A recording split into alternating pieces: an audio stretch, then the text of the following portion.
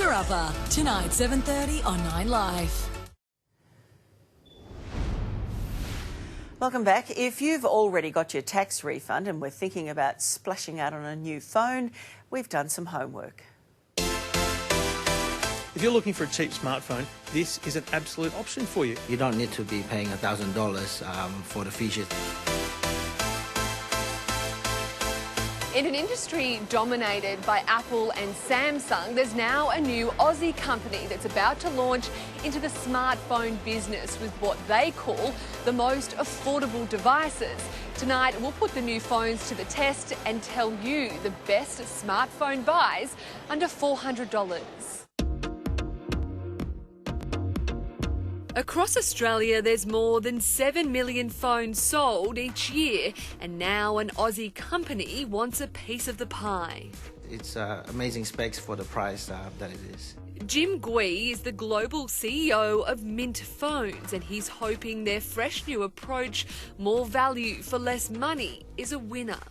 We believe with our products at $179, we would blitz the market. From next week, they'll launch 5 different smartphones for sale online in Australia, ranging in price from just $179 to their top model for just $399. They're not trying to take on Apple's iPhone, which can cost thousands, but the lower end of the market, where price is key.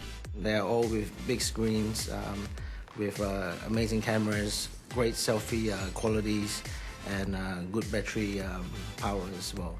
The company has been operating overseas in Papua New Guinea for 2 years, fine-tuning the product. Now they believe they've got the formula right. I think the specifications they've tried to put into these phones are impressive. They've tried to outdo everyone else in this price point. Tech expert Trevor Long. I think it was strange to think there's a phone brand I'd never heard of. I've been doing this for a very long time, and it's unusual to find a completely new player in the market. But it is a crowded market. So are the new Mintt phones in with a chance against the well-known Samsung or LG smartphones? So Trevor, this is the new range of Mintt phones. What do you think of them? I think it's a great range. So 5 phones in that price bracket.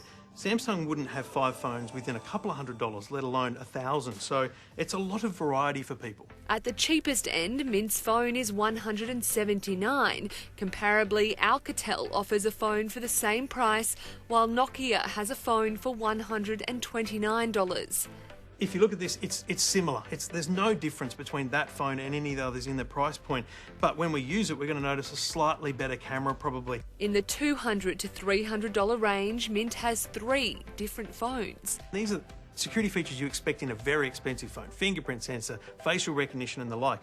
Against the likes of LG, Nokia and Samsung, who offer similar products, Trevor says it comes down to user preference. Do you think it will hurt Mintt that they're only selling their phones online at this point? I think that's their biggest challenge. You know, people can't compare. They can't go to a retail store and compare phones. While at the top of the range, Trevor says Samsung's A30 at $379 is on par with Mintt's new offering. That's its most challenging market because there is some solid brands. There's Samsung, Oppo, Huawei. These people have been selling lots of phones in Australia, and they make high-end phones. If they play their cards right and they're here for the long term, this will not be an overnight success story. They could do very well. There's more on that story on our homepage. When we come back on